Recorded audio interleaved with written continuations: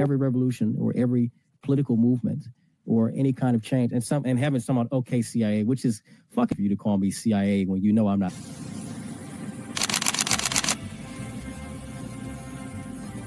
Everything was politicized. It was, oh, this is when we became the left versus the right. But both sides are trash. In COVID,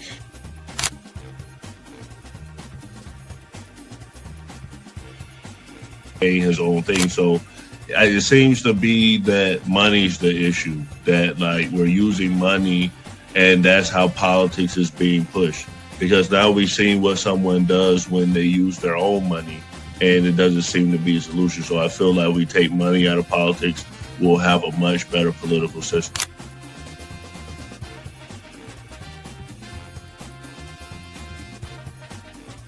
Politician, you think they're gonna come out and tell me the truth? They was lying to my mama. They ain't gonna never tell us.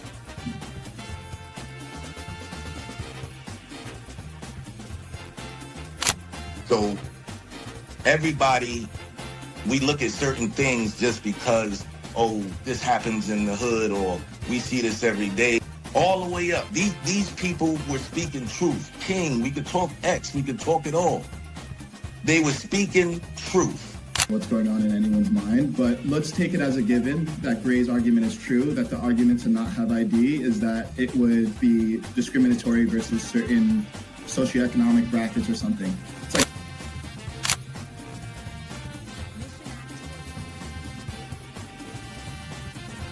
the world's greatest trial run of what people will do and what people won't do. And we are the only country on the planet that really fought against the government. A lot of it,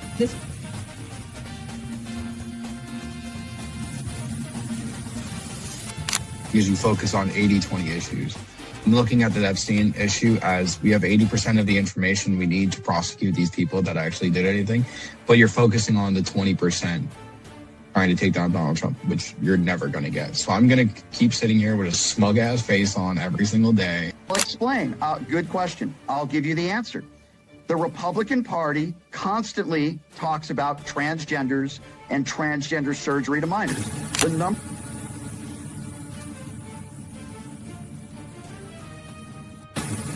I'm mostly on the left, ideologically, but I don't associate with the Democrats because they're not ideologically on the left. The Democrats are clowns, and they're also losers.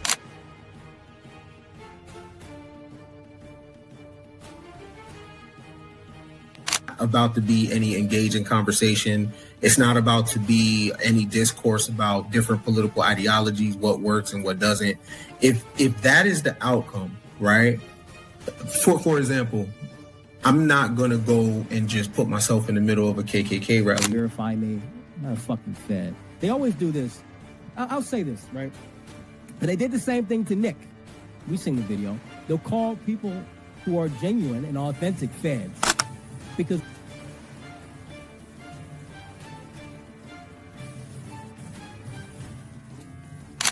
the interesting thing to me is that the ones that claim that they believe the Constitution are now trampling the Constitution. The ones that said they believed in the First Amendment, the freedom of speech, right, are now going against the freedom of speech. leadership perspective.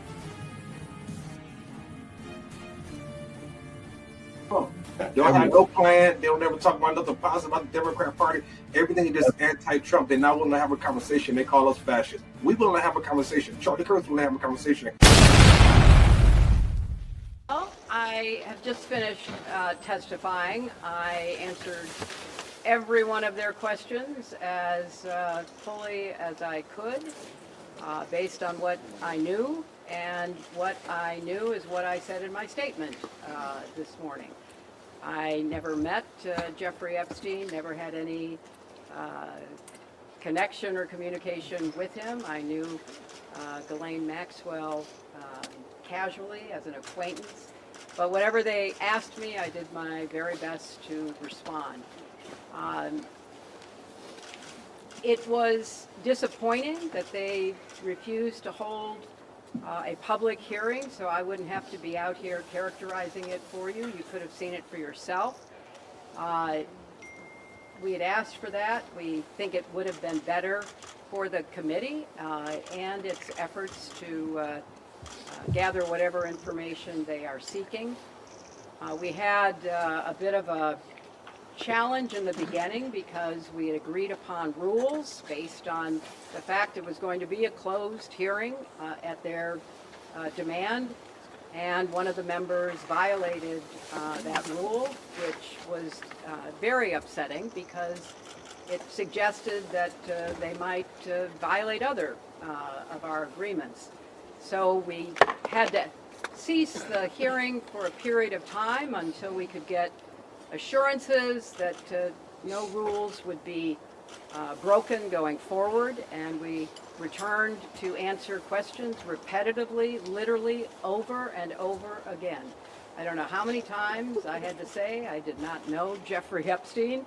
I never went to his island. I never went to his homes. I never went to his offices. So it's on the record numerous times. It then got, at the end, quite unusual because I started being asked about UFOs and a series of questions about Pizzagate, one of the most vile, bogus conspiracy theories that was propagated on the internet, that was serving as the basis of a member's questions to me.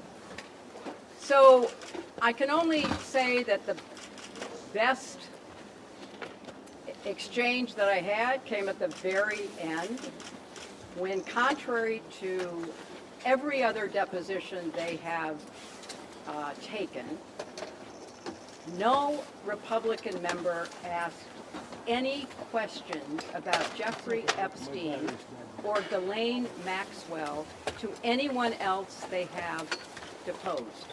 And in fact, the Republican members didn't even show up for the deposition of Les Wexner. And when I said that, I had to point out that the only questions that any Republican member asked of any of the people they deposed was of former Attorney General Bill Barr, when Chairman Comer asked him about the allegations, in his view, about Russia's involvement in my election in 2016. So at the very end of this hearing, after I made that point, I want to commend Chairman Comer for raising a series of significant questions that I responded to about the nature of the investigation and the areas that I thought should be explored. So I appreciated that. I want to see the truth come out. So that was a reassuring way to end a very long, repetitive deposition. Secretary, you spoke in your opening remarks about how heartbroken you have been for the Epstein survivors as these files have come out. Disclaimer. The views and opinions expressed on this panel show are those of the individual speakers and do not necessarily reflect the views or positions of this channel, its affiliates, sponsors, or production team. This content is intended for informational and entertainment purposes only. Viewer discretion is advised. We encourage respectful dialogue and critical thinking around the topics discussed. Party. Why I like the new party? Number one, it's a group of people that's on a panel. We all have differences, but we all basically still come together at the end of the day. The new party for me is about unity. The new party for me is about educating people to the truth, letting people know what's been going on in our country. With that being said, shout out to the new party, man. We're going to keep it going with y'all.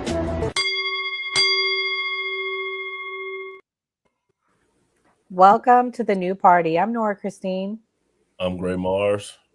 I'm Enzo.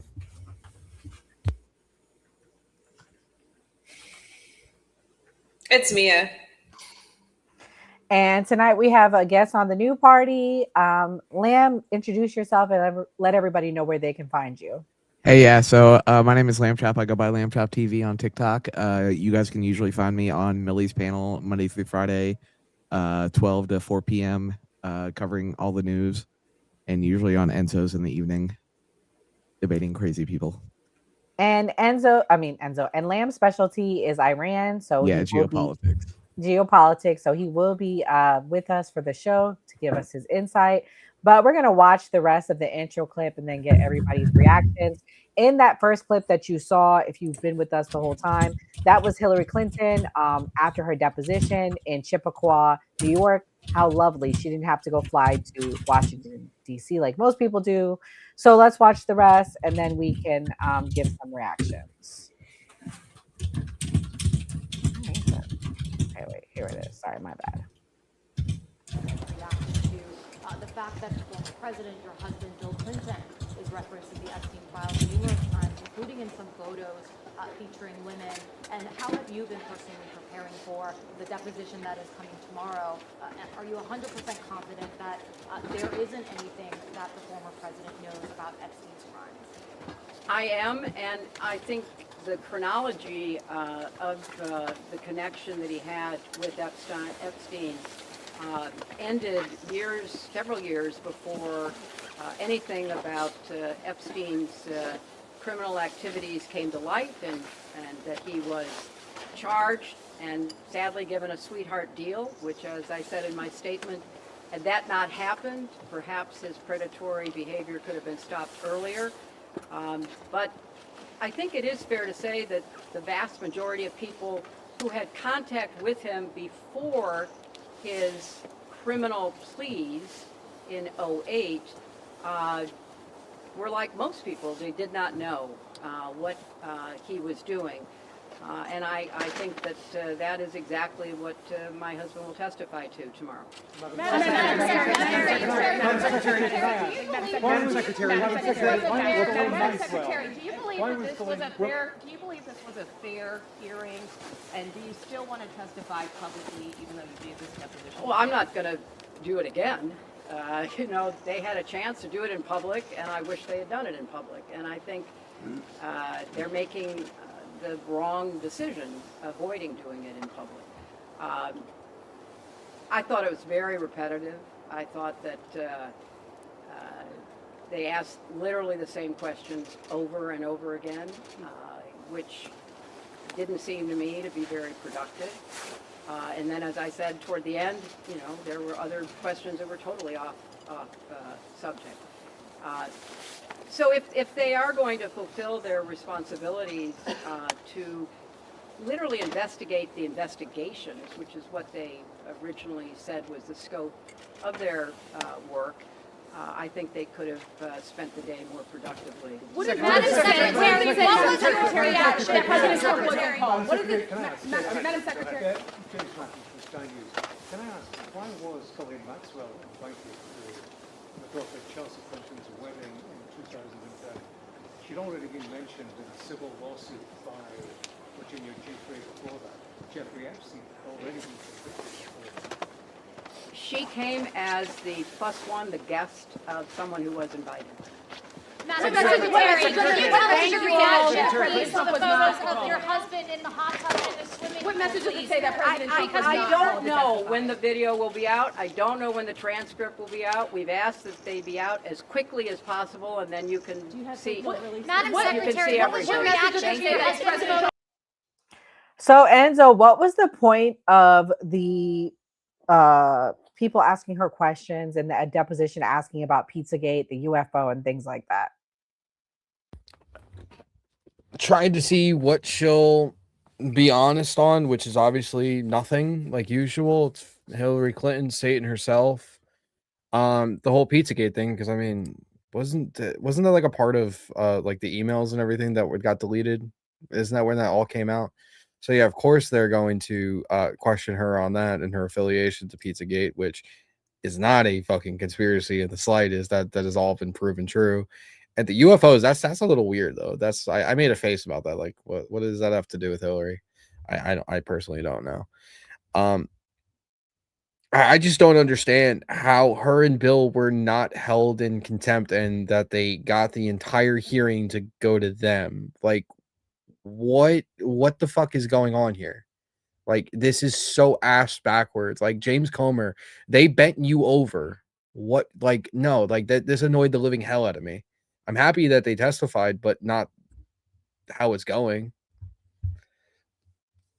Yeah, I mean, I think that's really odd that they went to them and they didn't fly. They're millionaires. They can make their way there. This is a clip explaining when something, I guess someone leaked a photo and then they paused it. Let's watch. From now, but the Associated Press is reporting Hillary Clinton in testimony says, and she's under oath, she has no information on Epstein's criminal activities and never recalls meeting him. Jason. That may be true, but I think the question is, what about the money? I think what you're going to see from this, again, no allegation of necessarily breaking the law, but what about the money? I think the money trail is the primary question.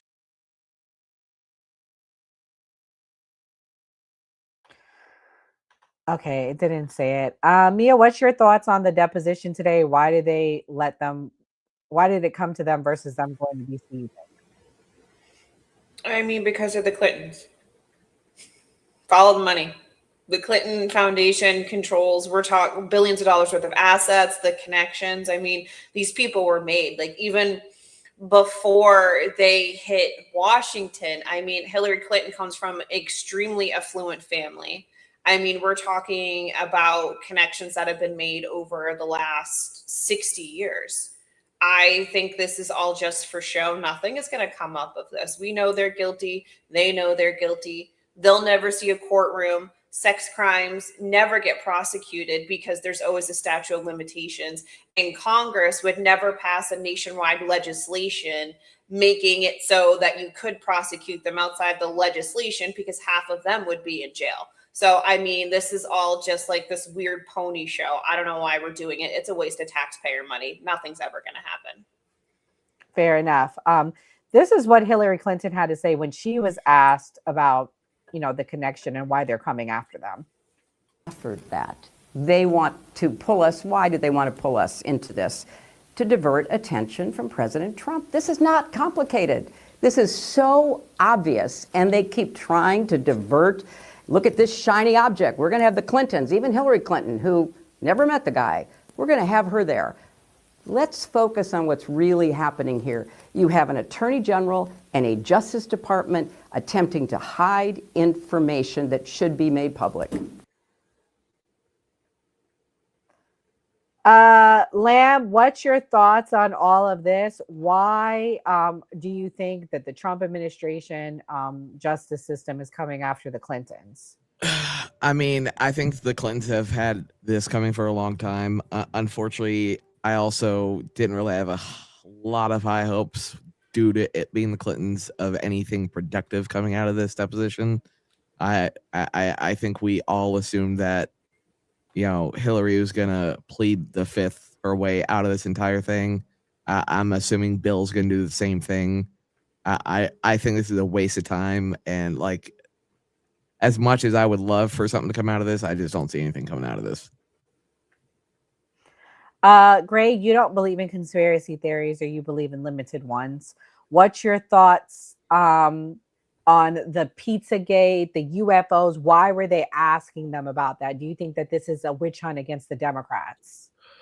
I think the UFO specifically is because, and I talked about this on the Man Cave when Obama in that interview said that aliens exist.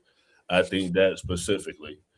As far as the Pizzagate thing, I don't remember if they were talking about Hillary specifically with that, but I think that was attached to the whole IKEA furniture. Not IKEA. What's the one that they said? You're right. Well, not IKEA.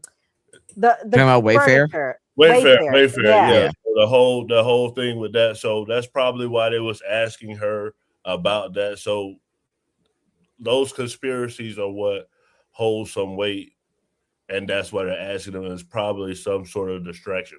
Do I feel like Hillary Clinton knew? She didn't know about Monica Lewinsky, supposedly. So it's possible that Bill Clinton could have been doing what he was doing and she didn't know. So, I mean, you really think she didn't know? You don't think she knows where the bodies are buried? You think she didn't? Do you think she didn't know about Lewinsky when Lewinsky was happening? Do you really look me in the face and say you don't believe she knew about Lewinsky when Lewinsky was happening? As a guy, I would rather her know about Monica Lewinsky than a Diddy freak off. So I don't know. He might have said, "Hey, I did this, but I didn't do this, and that." I mean, dudes lie to their women all the time, and she's working, so it's possible. Gino said it best. She knew Monica was his side piece. She had side pieces. Allegedly, I remember as a child growing up, they said that Hillary was into women just like Bill. That's what was on the headlines. I remember seeing that as a child. So, I mean, great. Come on now. Tell the truth. I know you know we got to support your Democrats. Tell the truth. But anyways, people keep saying that nothing's going to come of this. There have been firings and fallouts. Let's watch. Fox News alert, the Epstein blast radius is expanding and more names added to the list. Larry Summers, a top operative for Clinton and Obama, today announced he's resigning from Harvard at the end of the year after getting exposed in the files. And Bill Gates is saying sorry. In a town hall at his foundation yesterday, he confessed to having 2 affairs with Russian women while married to his now very wealthy ex-wife, and admitted to flying on Epstein's plane and spending time with him in the U.S. and abroad. But he maintains he did nothing illicit. The billionaire said he met with Epstein starting in 2011, years after Epstein had pleaded guilty in 2008 to soliciting a minor for prostitution. Gates said he was aware of some 18-month thing that had limited Epstein's travel, but said he didn't properly check his background. And we're finding out U.S. Virgin Islands Democrat Governor Albert Bryan Jr. apparently gave Epstein special treatment just before his arrest, helping Epstein with a construction problem he had on Pedophile Island. The global fallout continues. Prince Andrew was first. Now his ex-wife is keeping a low profile, bouncing between properties, even checking into one of the world's most expensive wellness clinics. Reports say she maintained contact with Epstein after his release from prison and even introduced him to her goddaughter. The pressure on Andrew isn't going away. Whistleblowers now alleging he spent taxpayer money on massages. Earlier this month, Prince Andrew was kicked out of his home, the Royal Lodge, and he didn't take it too well. According to the Daily Mail, he shouted, "You can't do this to me. I'm the Queen's son." Remember, Andrew stepped back from royal duties in 2019. Why is he still living on royal property? The Times of London obtained a copy of his lease. Apparently, he hasn't paid rent in 2 decades. He's an international embarrassment. Pranksters hung the prince's arrest photo inside the Louvre in Paris. The Epstein bomb is hitting every corner of the earth. Norway's former prime minister, you know, the one who awarded Obama the Nobel Peace Prize, also known as, quote, Mr. Human Rights, was just charged with gross corruption. They're investigating if he accepted gifts, travel, and loans from Epstein. He says he's innocent, but he's in the files, telling Epstein this: "If Trump wins, I'll settle on your island." And he just checked himself into a hospital due to the strain arising in the wake of this case. Maybe he could visit Fergie at that wellness hospital. Now, the British government is about to unseal more documents tied to the former ambassador to the U.S., Peter Mandelson, who was arrested in the Epstein investigation. New emails appear to show Mandelson leaking sensitive information to Epstein. He also says he's innocent, but here he is in the files in his underwear. Why do we know so little? Well, documents show that in July 2019, days after Epstein was arrested, the FBI told the NYPD's sex crimes unit to, quote, stand down. Quote, FBI reached out to NYPD leadership already, and they were told that SUV has been directed to stand down and that all Epstein stuff needs to go to and through us. This was right after Epstein was arrested, as New York prosecutors were actively trying to interview victims, build cases, look at co-conspirators. Why cut him out right then? Was that standard procedure or something else? Plus, a 2020 DOJ email refers to a confidential... What the hell you got going in the chat, Gray? This person is weird. Only time in my What the hell are we talking about? Are you about to go to a Diddy freak off? This is getting a little weird for me. That's my friend from high school. Oh, I don't know. What you getting into, Gray? I don't know. Like, that's a little weird for me. Anyways, Kimberly, do you think we're finally see some people that will be held accountable in justice for the Epstein files? Gray's in the Epstein files. Just kidding. No, I think this is all for show. I think I would love to see the transcript. I'm willing to bet they didn't ask any questions of substance. It's this for that. We're gonna show force. We're gonna placate our MAGA base. We're gonna depose Hillary Clinton. We're gonna ask her some serious questions. I'm willing to bet that the people in that press conference asked better questions than they did at the actual deposition. Because if they were to ask real questions, it would implicate both sides. And then you see Fox News going hard at basically anybody that doesn't touch their side. So both sides are doing it kind of, at this point, it's kind of all creeping out, and you have to address it. You can't not address it, but they're going to do it a little bit here and there so that they both at least appear to their bases. Like if they're doing something when they're really not, like Mia said, we're really not going to get any accountability here. That news anchor, I forgot his name, he said that people are being held accountable all over the world, not in this country. Like, I would love to see that level of accountability here.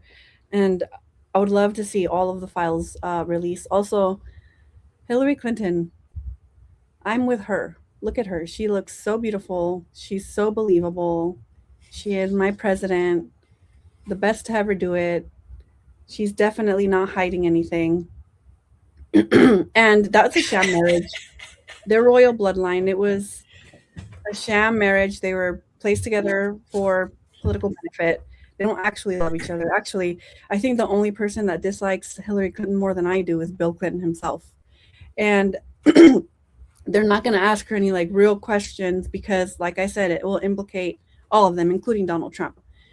But yeah, what else do you want to know? I can talk about Epstein files all day long. Also, quick side note, it's really sad, all of the sex abuse, child sex abuse, and all the other grotesque Satanism, hedonism, paganism that you see in there. A small glimpse of the reality, but there's also a lot of insider training, a lot of real corruption, a lot of really dark things that are worth prosecuting with, but they're not going to because it implicates both sides. I agree that the stuff I saw in the emails, the financial things, you were able to prosecute on that, and they were 100%. You can track the money on that. Maybe Yeah. not the kid stuff. I mean, kid stuff is going to be hard, but the financial things I read, you can prosecute that if you really wanted to. Yeah, but yeah, they're not going to. Just like they're not going to, like when Trump bombed Iran, they're not going to impeach and remove him for that because Democrats do that too, which they should have, but they won't. They're going to try to impeach him on some low-level side shit that they can't really get him on. But the real stuff, with regards to not just the Epstein files, but in anything, they're not going to implicate each other. I wish that the working class had class solidarity like the elite do. They're all putting on a show, and Hillary Clinton, unlike Kamala Harris, who I can't even imagine her putting all those sentences together like that, is actually a very good orator. She's effective, and she comes off as believable. She's full of shit. She's one of the worst Bill is people. a big time talker. Well, you know, I knew it was fake when Lauren Brobart took a picture and sent it to Benny Johnson, and they had to halt the Can you show entire my thing. screen? Like, This I is knew it was one of the fake. photos that came out. What this came is out of the that? deposition today. Jesus Christ. But you know what I mean? Like, I knew it was fake then. Because if it was real and they really wanted the information and they really planned on prosecuting people, everybody would have taken it serious. And that something as minor as that would not have happened. Right. Can I just say the best part of that entire thing, by the way? I don't know if y'all have seen it. Did y'all see Benny's tweet and Lauren's tweet after that entire thing? Yeah, I'm going to play it now. The real picture that came out of her. I'm going to play it now, and then I'm going to let Kamal be the last person to go on this. Here we go. I had to show the fake one. Sorry. Says Hillary Clinton halts her Epstein testimony after MAGA lawmaker took photo of closed door deposition. Oh, they're mad at Benny Johnson. Boebert did it. Oh, Benny Johnson just got the photo. I love Boebert. She sends me messages all the time asking questions about stuff. A bunch of them do. I love these Congress people. I have like 20 Congress people send me messages all the time. What, is this true? Can you send me that? And I'm busy and I don't send. They're like, hey, send me all this stuff. And I'm like, oh my God. I need like 5 staff members that are great researchers. They're all great, like Thomas Siska, who can just supply Congress with all the stuff they want. I'm not bragging, I'm just seeing Boebert. Go back to that headline. Who are they blaming? Because they're saying it's Boebert. House Representative Hillary Clinton halts for Epstein testimony after MAGA lawmaker took photo of closed-door deposition. Yeah, Boebert. Oh, my God. So what do you think about that leak, Kamal? The leak, I ain't gonna lie, I ain't really interested in the fucking leak. I'm interested in Hillary Clinton knowing that Bill Clinton was getting head. We know that woman knew that Bill Clinton would get the sloppy top. Stop it, Gray. Goddamn Hillary Clinton knew about that. You feel me? But what's up to everybody on the panel, you feel me? And what's up, Lamb Chop? I came in a little late. You know, I had a work meeting and stuff like that. That was very interesting, but it's coming from Alex Jones, and I can't trust that motherfucker. I'm telling y'all right now, whatever he say, you got to take it with a grain of salt. You feel me? You know what happened with him and Sandy Hooks. Just saying. But yeah, can I get the Bill Gates real quick? Bro out here was like, I wasn't on the island, but I gave them 2 Russian bras my Microsoft. At the end of the day, yeah. Nah, he was like, hey, I wasn't on that island with kids, but I was still cheating and shit. It's like, man, y'all always on the goddamn island, bro. All of them was on the island. Every last one of them. Yet Microsoft, all in it. All pun intended. You feel me? But at the end of the day, I ain't gonna lie, I'm tired of hearing this Epstein file shit, man. Can we just get the files goddamn out? I'm tired of hearing this horse shit. God damn. Like, every time with the Epstein files is somebody else name on the list. Somebody else name on the list. Look, man. We know that damn near everybody that got hella money like that was on that damn island. All right? I'm tired of the bullshit. I'm ready to listen to something else at this point. You feel me?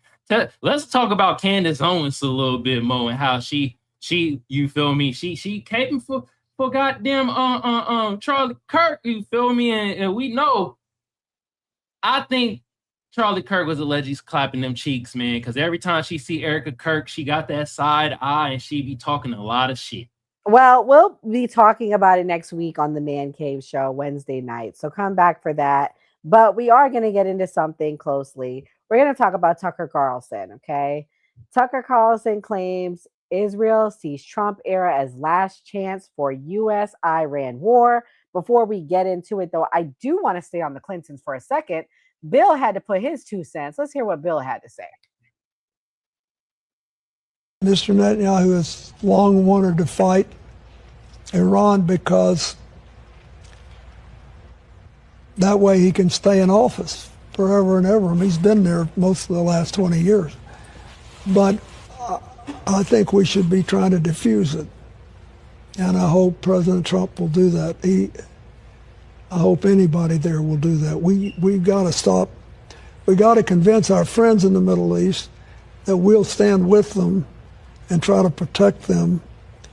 But choosing undeclared wars in which the primary victims are civilians who are not politically involved one way or the other, just want to live decent lives, is not a very good solution.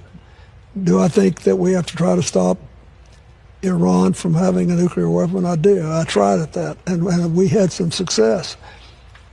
But we don't have to have all this outright, constant killing of civilians who can't defend themselves and they just want a chance to live.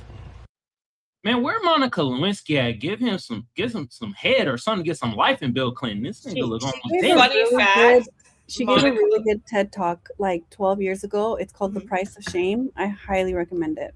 Well, she's a Israeli honeypot. She's a Jew. I didn't know. As funny as that is, she gave a really good TED talk about like shaming women. It was really motivational. I liked it. I didn't know that. They're everywhere. Just kidding. Mia, what's your thoughts on what he said? He said the reason why, pretty much he's alluding to the motivation for all of this is so Netanyahu can stay in power. Do you agree, disagree? What's your thoughts? I mean, Bibi Netanyahu has been saying since like 1991 that there's this. I got that clip too.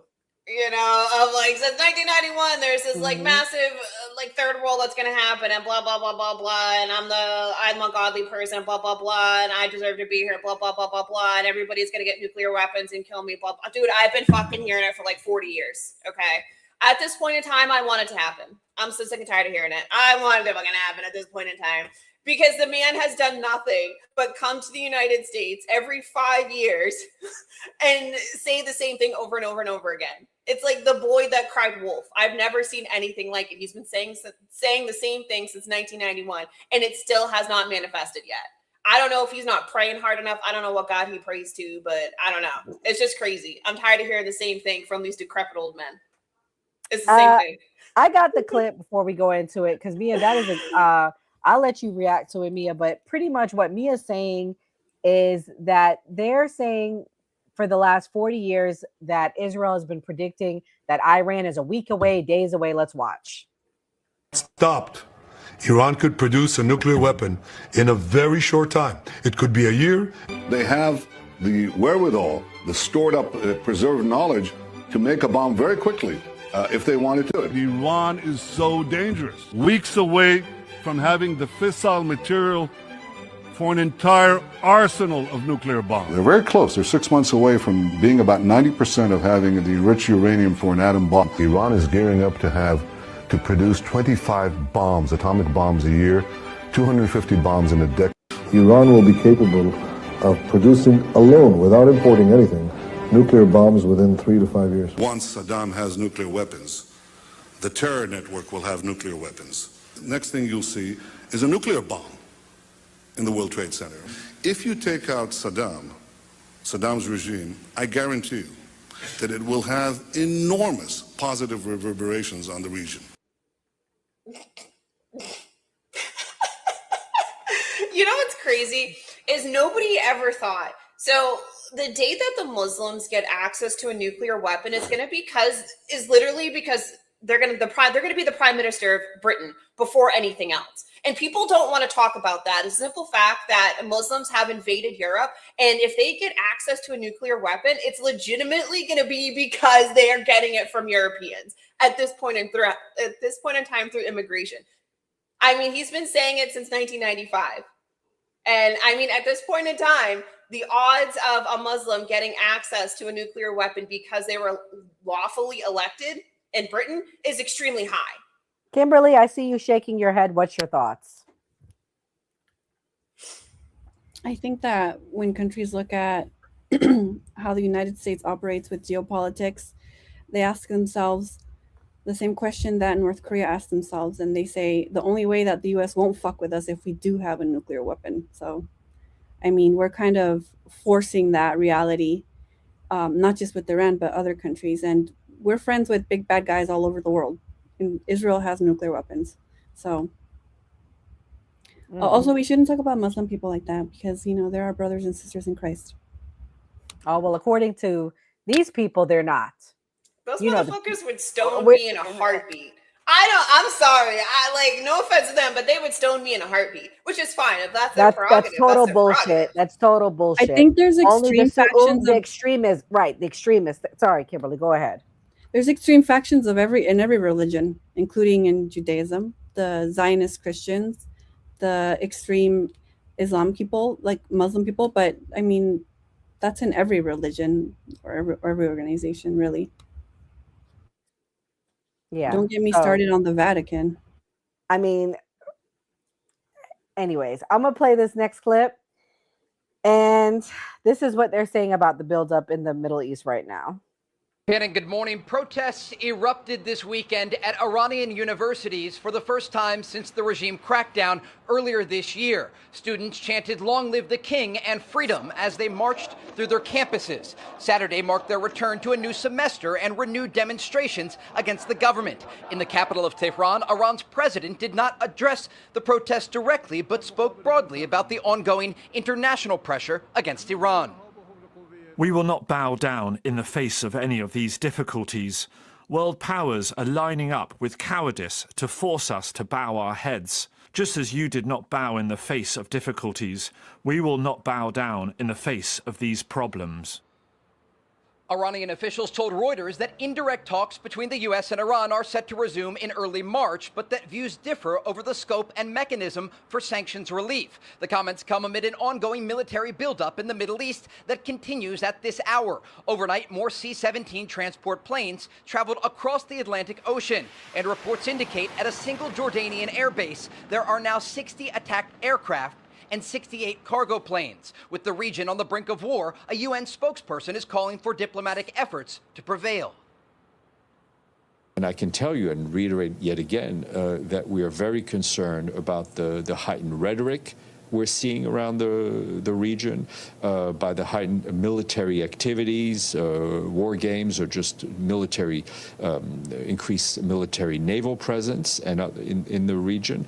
And we encourage both the United States and the Islamic Republic of Iran to continue to engage in diplomacy in order to settle the differences. Here in Israel, people are bracing for conflict to begin any day. Tonight, the Israeli Security Cabinet will meet to determine what comes next. Shannon? All right, Trey Yings, thank you very much. I'm Steve. All right, Lamb. Lay it on us. Tell me how we're days away. Give me proof. Don't give me Netanyahu talking points. I don't think we should attack them due to Israel. I think we should attack them due to the simple fact that since 2020 there has been over 200 attacks on U.S. military service people regarding Iranian proxies. Take Israel, put them on a shelf. I don't care about Israel. What I care about is that Iran is the #1 state sponsor of terrorism. Iran literally came as close to putting and backing a Hezbollah, essentially a Hezbollah basic training camp 600 miles off the coast of America, as well as hosting their own drone program in Venezuela. They're getting closer and closer. This has nothing to do. I don't care about Israel. What I care about is that they continuously, through proxies, attack our service people. Iran is their entire existence is to wipe us out. We have 26 military bases. And that's just public knowledge that is within Iran's current strike capabilities. That's not counting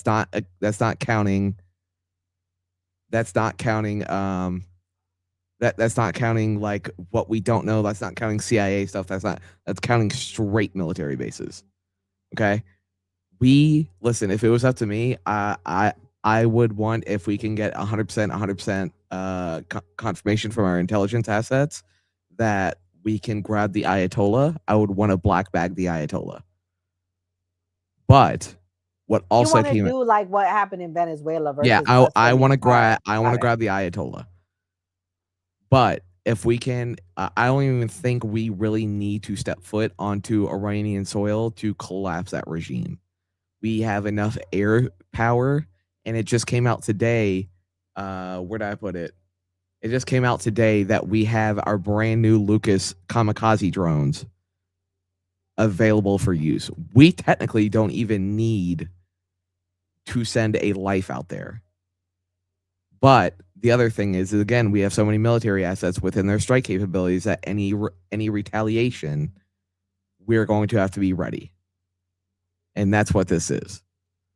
Kamal, I see your mind going. I'm going to play this clip and then I'll let you respond. This is what Tucker Carlson is saying. This is his concerns. Let's watch. Urge of a massive regional war in the Middle East. if not a third world war. The largest movement of American military hardware since 2003, the Iraq invasion, is now in or steaming toward the Persian Gulf off Iran. There are a lot of reasons not to do this. The first being most Americans don't want it. Trump cares about what people think, and he's willing to listen to almost anybody. So why would he even be considering a war with Iran? Well, one way to think about it is the United States may not have a choice about whether or not this war starts, because of course the government of Benjamin Netanyahu could always act unilaterally, preemptively against Iran. Just strike Iran. What would happen then? Well, most likely the Iranians would strike Israel, and then potentially strike American assets in the Gulf, and then potentially strike energy facilities in the Gulf. And the United States would be, by definition, drawn in. So it's possible that the US government is trying to find a way to contain the behavior of its closest ally, Israel. It's possible. Okay, so there is a huge military buildup, Kamal, before you respond. We've sent ships. We've moved all of our, majority of our ships are on their way to Middle East. So it's not a matter of if, but possibly when this happens. Do you think, as an American citizen, do you want us to go to war with Iran based on what you heard from Lamb, based on what Tucker said? What's your thoughts? I hate to say it. I gotta agree with Paleface Tucker Carlson. God damn. And I personally, I don't want us to go to war because we know people on this fucking panel that got kids that would be sent to that fucking war. I don't want us to go to war. You feel me? I know it'll make my gas prices go down and all that shit, but F that. I know people on this panel that have kids that are in the age where they will be sent to fucking war. These niggas ain't gonna be throwing hands. Not in Yahoo and Donald Trump and the rest of them motherfuckers. I would love to see them throw hands. That'd be funny. That'd be very entertaining. But they ain't about to do that shit. You think he's going to send Barron? You know, when we're sending our American boys, will Barron be going? Like, that's the question. Will Barron be forced to go? Because we don't have high military presence. We're in the negative as far as recruitment going. They're not going to tell you that. We've had a recruitment problem for years. I have insider knowledge on that. For years. So is Barron going to go? Those are the questions I want to know, because we don't have the numbers for it. What's your thoughts, Kamal? I mean, you bring up a good point. First, you're gonna have to tell me what the hell is Barron? I don't know what. Donald Trump's baby boy. He's 21. Hell no, they're not gonna send Berber over there. Hell no, they're gonna send what Lamb Chop said, them kamikaze drones. When they start making them shits. So this is the thing. We've been doing a buildup of, so we have 4 major autonomous contracts, right? We have one with Lucas, we have one with Saronic, we have one with Blue Alpha, and then we had the big one with Anduril. Anduril has been spinning up essentially autonomous fighter jets for months now. This is the other thing. This Iran war is also bigger than just what this is. We all know in 2027, this has been made well public by intel officials. It literally just came out today that actually they had a meeting back in 2023 with Apple and Tim Cook saying that China has capability to invade Taiwan. I heard of that. Iran has been using the same thing with Venezuela, using dark fleets to get military equipment from China. That is why they were able to rebuild so fast. Matter of fact, when we interdicted one of these oil tankers at the beginning of December, we caught them smuggling military documents and military equipment from China to Iran to rebuild their nuclear and their intercontinental ballistic missile program. So anything that we do to Iran is going to greatly affect China. I mean, the reality is, if we do go, gas is going to go up. It's not a matter of if, it's a matter of when it goes up. The reason why China doesn't want this is it's going to also go up on their part. They have a big, the strait, you probably can explain it better, Lamb, but the strait is going to affect China just as much. So there's an interest on that part. And to your point, you know, you bring up China, but also this is what Tucker Carlson is saying about why he's connecting it to Israel. I don't think it's all about Israel, though, to your point. There are other reasons, but this is what he had to say. Everybody knows the only reason we're having this war is because Israel wants it. This is their last chance, they believe. This presidency is the last presidency where they're going to have unequivocal bipartisan support. Period. You can't primary every Thomas Massey, and there's a whole army of them coming at some point because everyone can see what's going on. And you can shut down X, and you can just shut down the internet. You can be like Great Britain and arrest people who protest Israel, but attitudes are not going to revert to what they were 5 years ago. Sorry. And they know this. So this is their last chance. What's so amazing is that Israel, which at least is acting in what it perceives to be its own national interest, is joined by its shills in the United States, of course. But really, its only other ally in this is the American news media, whose job it is to tell you the truth and inform you as to what's happening, to tell you, hey, wake up. The world could be changing, and it's going to affect you. Hold on. Can I ask a question real quick for the whole panel? Who is for the war and who is not for the war? That's a good point. All right, let's go around. Lamb, yes or no? I am for the war as long as we can keep boots off the ground, unless. But that's not what's going to happen. That's why they send the ships over there with bodies on it. Yes, let's be real. So yes or no? I am for the war. Yes. All right, great. Yes or no? As someone who's actually seen combat, served in Iraq, came back, yes or no? No, and I still have friends that are active, so definitely no. No. So one yes, one no. Enzo, yes or no? All for regime annihilation. So 2 yeses. Mia. No, the United States can't afford it. People aren't even buying our treasury bonds anymore. We're broke. We can't afford it. Even if we did go to war, we can't do another Afghanistan, Iraq. We can't take on all of the Middle East. We do not have the financial resources anymore. The capitalists have plundered it, so we can't afford it. Okay, 2 yes, 2 no. Kamal, yes or no? No. Yeah. 3 no's. Kim. Fuck no. 4 no's. 5. I'm the 5th no. Fuck no. Fuck no. I don't want to go die. I don't want my boys going over to die for no damn Israel, because that's really the reality. This doesn't hurt us. I don't give a damn about this. I'm gonna be real with you. I'm sorry. I'm not saying it's all for Israel, but that's who's immediately in threat. That's our greatest ally. That's who's at the center of this. Iran wouldn't have no damn problem with us if it wasn't for us being tied to those people. I'm sorry. That's the reality. Fuck no. That's my answer. Fuck no. Fuck that shit. Fuck no. So I have a question. So if we were to do this, my number one question is, who is going to pay for it, right? Who's going to pay for it? Because we don't have the money. I mean, you got to think too. So we've been giving money to Israel. We continue to give them money, weapons, and so on and so forth, which obviously we make the weapons here. You know what I mean? But also Ukraine, plus all of our other military installations we have to pay for, plus, all the benefits, all the VA. I mean, basically everything we already continuously have to pay for. I mean, so who's going to pay for this? We're almost $40 trillion in debt. It is a statistic. It is a fact that foreigners are no longer buying our treasury bonds, which means they do not believe we have the capabilities of paying our debts anymore. We're so close to defaulting. The tariffs got reversed. So, I mean, who ideally is going to pay for what could potentially be a long-term presence in a war with Iran? We are the American middle class, modern day. But we don't have no money. That's the problem, is we don't have the money. So if they keep reprinting and doing this quantitative easing, I mean, we don't have the money. Our money is worth so little now compared to what it was 50 years ago, compared to what it was 30 years ago. It's not like the dollar is appreciating. It's actually depreciated for the last 25 years exponentially. The average rent in the United States is over $2,000. The average mortgage is $3,000.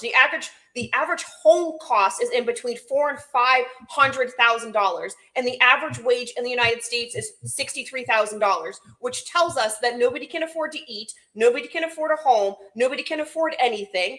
Literally, that's the statistics. That's the fact. That is the fact that we live in. So, who on this panel that said yes can tell me how the United States is going to pay for a war with Iran? And if you think for a second that our enemies, such as Russia and China, aren't going to jump in China's not going to get involved.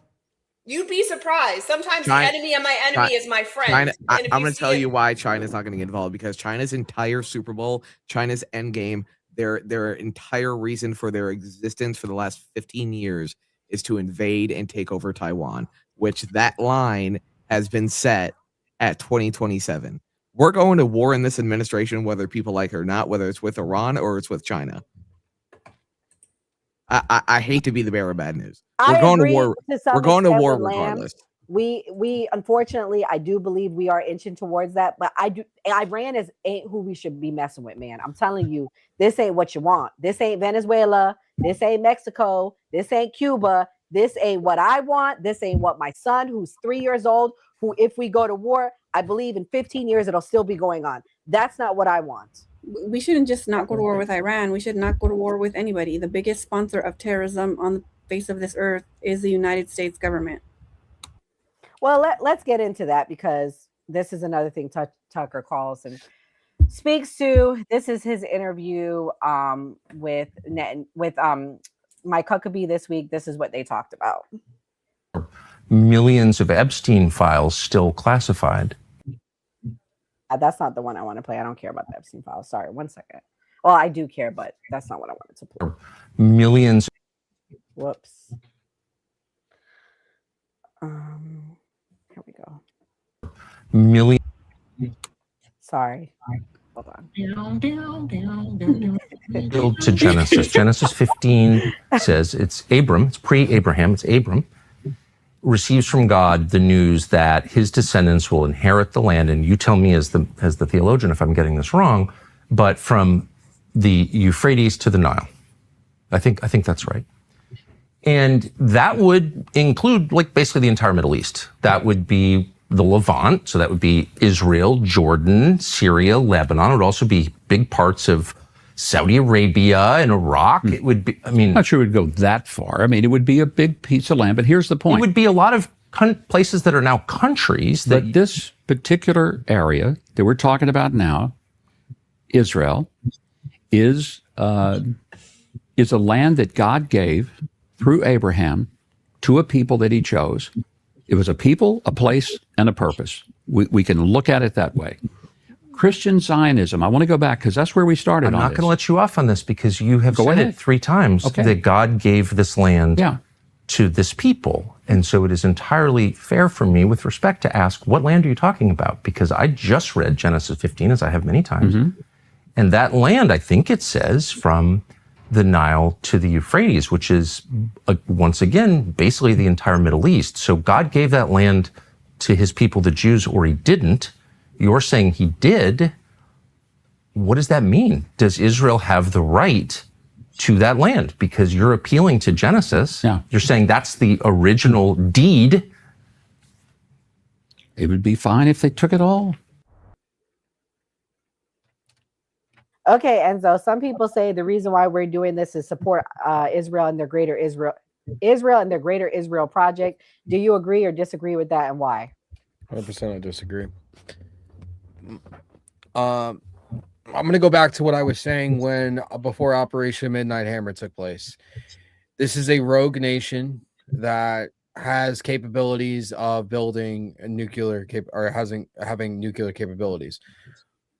As per declassified information that has come out after we took out Soleimani, they created a dirty bomb and hit our base in the region.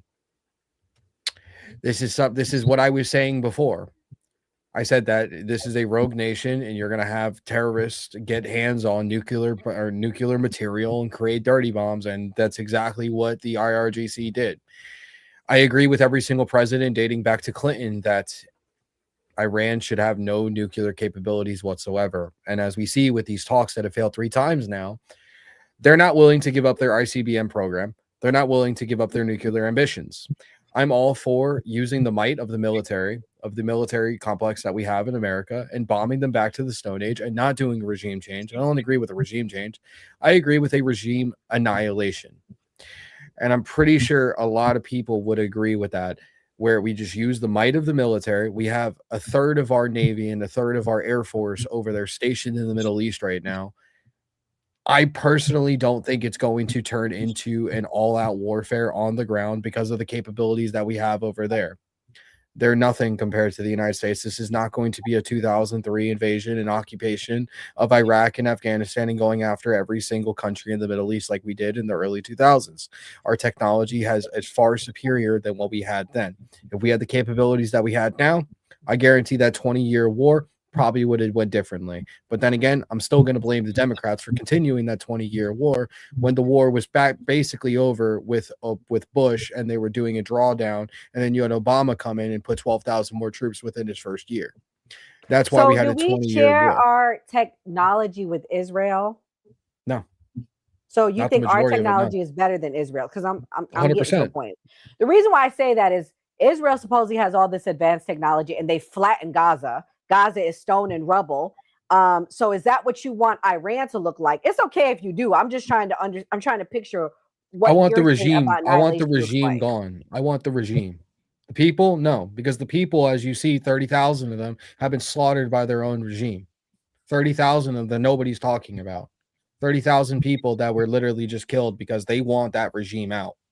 The same way that the Venezuelans wanted Maduro out. So no, I want the regime that is in power to be annihilated back to the fucking Stone Age, and they never have any capabilities whatsoever. And something new rises from that and actually brings a little bit of stability to the country instead of what they're doing to their people over there and what they're doing to American troops that they've been doing to American troops in the region for years now. They've been threatening us for years now. They've been funding the Houthis, which we've been indirectly fighting with Iran, fighting the Houthis now going on 7 years. Like it's just about time. And listen, it's Donald Trump. He's not doing a military buildup of nothing's gonna fucking happen. It's gonna go down. It's not an if, it's a when at this point. And I'm all for, like I said, a regime annihilation. And if it turns into an all-out war that keeps going and going and going on like another 20-year war, then I'll sit here and say I was wrong and that was the wrong thing to think. But the way that I'm seeing this with the president we have, it's not going to turn into that, like how we didn't go in there during Christmas like everybody thought we were going to as well. Gray, I'm going to play this clip and then I'm going to get you in here, someone that's actually seen war. Let's see what this rabbi said to Mike Huckabee when talking about what they're prepared for if we do go next steps with Iran. Spent 2 days here now, and almost everyone we've met with across the spectrum within the Jewish community, that's where we've been meeting, none of them have expressed any fear about going into bomb shelters or ballistic missiles from Iran. Every one of them universally has said to us, you must be excited to be here. You're going to have a front row seat to the miracles that are about to happen. Yeah. When you speak about the resilience of the Israeli people and what they've been through for 2 years, they're not in fear. At least those who we've met with across the spectrum have all expressed this faith and almost, I don't want to describe excitement, but they've had a front row seat to miracles for 2 years, and they feel like they're about to see the next chapter of it. And they ask you, aren't you excited to be here for it? You must feel so grateful. You're going to see the redemption come before you. Is that your experience too with the way that Israelis are approaching this potential of having to be in bomb? Even as we sit here right now, you know, we don't. I'm sure you would have canceled if there were greater concern. That gives us a little comfort in the moment at least. But in this country, you have to know your whereabouts all the time. Where is the closest shelter? When might a siren go off? Is that part of the consciousness, your experience, even as you're approaching these coming hours or days or whatever might happen next? It's always amazing to me that Israelis don't have this fear of what could happen. They don't curl up in a fetal position and crawl up under their bed and refuse to get out and go anywhere each day. They live their lives. They live it to the fullest. I was here September of 24. I was here to tape some television footage for my television show. And I was having lunch in Tel Aviv with a friend of mine, and all of a sudden the Iron Dome, the siren goes off and the Iron Dome intercepts a rocket from Gaza right above our heads. You can hear it and see it. Everybody goes to the shelter. I was amazed. Nobody was rushing. Nobody was pushing or shoving, but everyone methodically, no one ignored it, but everyone went down, got in the shelter, which was in the basement of the restaurant, stood there, chatted. When the all clear came, everybody just methodically got up and went back and finished their now cold lunch. And it was almost, and I was just thinking, had this happened in America? I mean, people would have been screaming and yelling and calling, I don't think I'm going to make it. And all of these moments, it would have been totally different. It is amazing to see, again, that goes to the resilience of the people here. I won't say that I'm excited about the whole process. I told the president when I was back with he and the prime minister for the meetings 2 weeks ago, I said, Mr. President, I hope that some peace agreement can be made. I'm not optimistic that it. So, Gray, are you excited to have to go to bomb shelters? Because this is the reality. If we go and invade Iran, there are maps of saying where they think the bombs could potentially land. And a preview, majority of America is in the threat. They're also friends with Cuba. They're also friends with all sorts of places in the Caribbean. They're not going to tell you that part. So are you excited about the prospect of sending our boys to war, having to go to a bomb shelter? Is it exciting? Because they're excited. So I want to know if your excitement as somebody that's actually seen war, seen combat, seen people get blown up. Are you excited? Of course, I'm not excited, and I will speak for the service members that are just trying to do it as a career because, yes, they sign a contract, yes, they sign up for this, but we tell these people, thank you for your service. Like when these people deploy, they leave their families, they're taking a risk. Yes, they are trying to protect America, but they should be looked at as human beings, and we should care about their well-being. As far as everything that he said with Israel and the bombs and all of that, it was the same thing in Iraq. I was definitely desensitized to bombs, to bullets. And even over there, a lot of people don't notice soldiers do stuff to each other. So, like, it's all types of crimes and things that come with deploying places that happen internally. So it's a much bigger picture I think people should look at when we're looking at military personnel. So why did you say no? Why do you think we shouldn't go to Iran or have a war with Iran, despite the, what was your rationale? For me, regime changes don't work. America has shown that regime changes don't work, and then we put someone else in there, then it completely falls apart. The only thing that I think soldiers would be happy about is they get the additional money. They get hazard pay. So you go over there, your pay is going to double. And so people risk their lives for that money. Sometimes they don't come back. Sometimes they lose a limb. Or they lose their mind. So it's a big risk. Is it worth the risk? I mean, I guess that's the question we're going to answer tonight. Is it worth the risk? Because looks like we're going that way. Let's see what this clip says about the Iran assessment. But I'll tell a story. Go ahead. So Doc is on this podcast. So it was a guy Doc was watching, like he was like security. We call him Doc because he's a medic, right? So the guy shoots like a rocket launcher to the guy that Doc is with. It goes through his like face, and then like they pulling him out, and then they like begging Doc to save him, like save him, Doc, save him, save him. So crazy stuff happens over there. Did you see anything like that? I worked in the headquarters. I've seen stuff, but I worked with the top people because I was IT. So I was, precious personnel. But I didn't have to do everything that they did, but I was out there. Well, Doc has told us before. I don't know if it's on your panel, Nora, but I think it might have been on the Man Cave. He's talked about his experiences of seeing people blown up in pieces, having to put them in bags and take them back. It's always people that want war that don't serve. I have yet to see a military man who's been or woman who have served, who have seen, who've had to put pieces of people in a bag to take back to base with them that are like, let's go to war. It's always people that have never served, not capable of serving, will not serve. And if their name is called, probably have some sort of potential disability that's going to alleviate them from not serving. It's always those people, because a rational person looks at war and is like, we should do everything humanly capable of not doing this. It's only the people that aren't going to go there that seem to be so gung-ho about it. And, and that's just how I feel. Like, I have yet to meet somebody who has put pieces in a body bag saying, let's go back. I want to go back. Lamb, are you signing up when we go to war with Iran? Because you said yes. So I tried when I was 18. I couldn't. Okay, you can't. Enzo, will you be signing up when you voted yes for us to go to war with Iran? No, I don't think that I should have to go to war just because I agree that the United States, for the interest of the American people, should go to war with Iran to protect our interest. I don't think that I should have to because I advocate for that. No, I think it's, I'm sorry. Fair enough.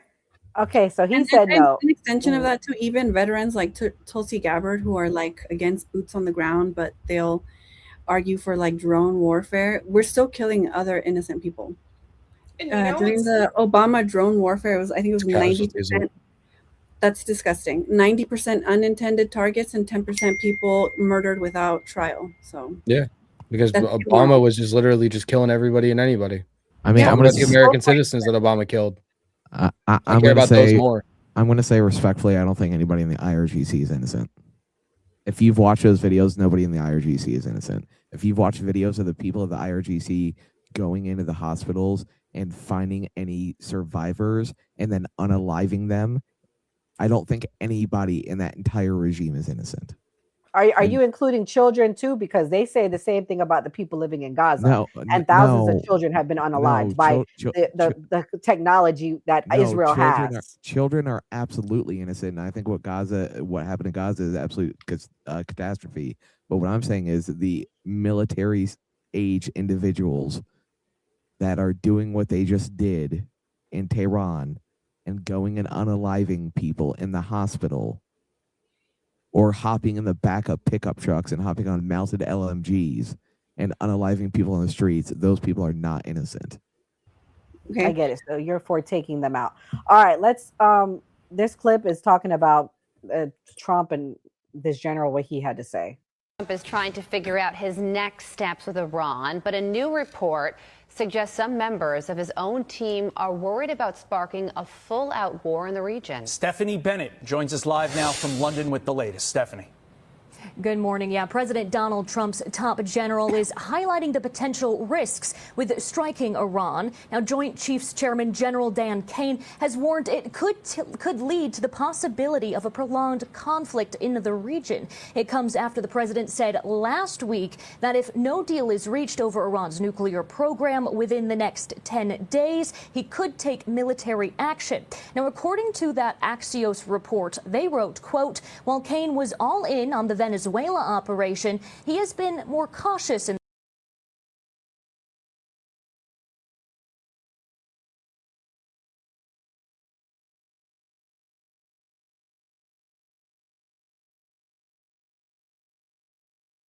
You're muted. You're muted. I don't know what's going on with the clips lately. I'm sorry. But Lamb, what's your thoughts? Are we prepared? Because basically this general was saying that he doesn't think we are.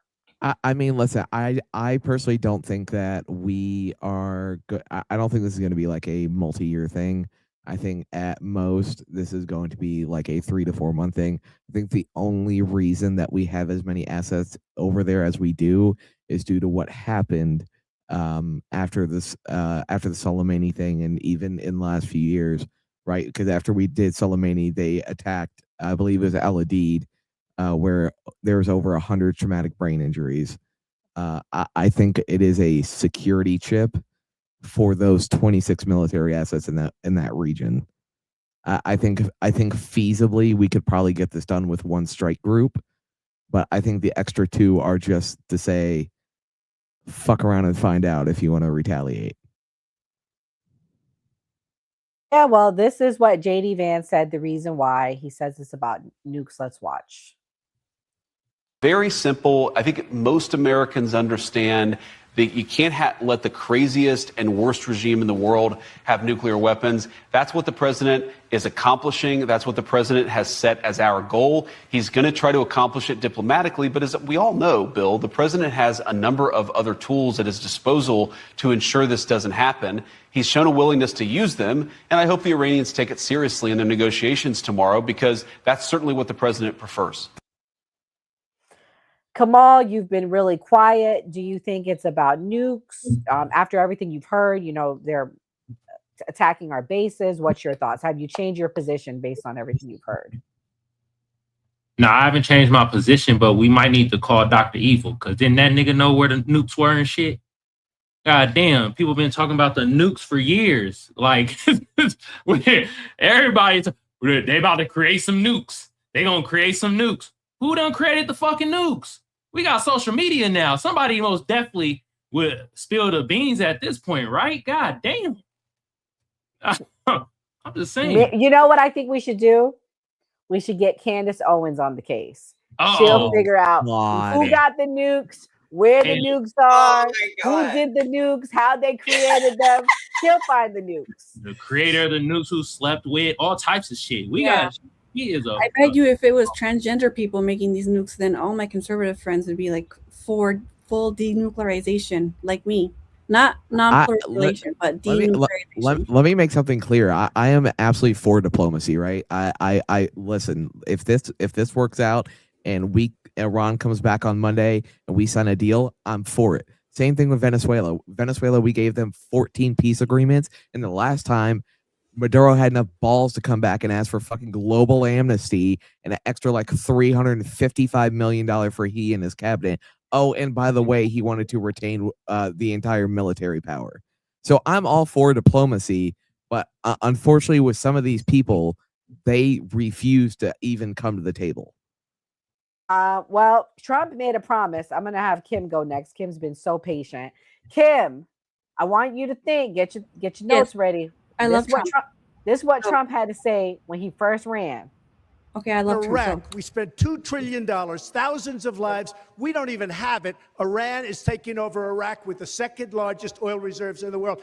Obviously, it was a mistake. So George Bush made a mistake. We can make mistakes, but that one was a beauty. We should have never been in Iraq. We have destabilized the Middle East. But so you still think he should be impeached? I think it's my turn, isn't it? You do whatever you want. You call it whatever you want. I want to tell you, they lied. Okay. They said there were weapons of mass destruction. There were none, and they knew there were none. There were no weapons of mass destruction. All right.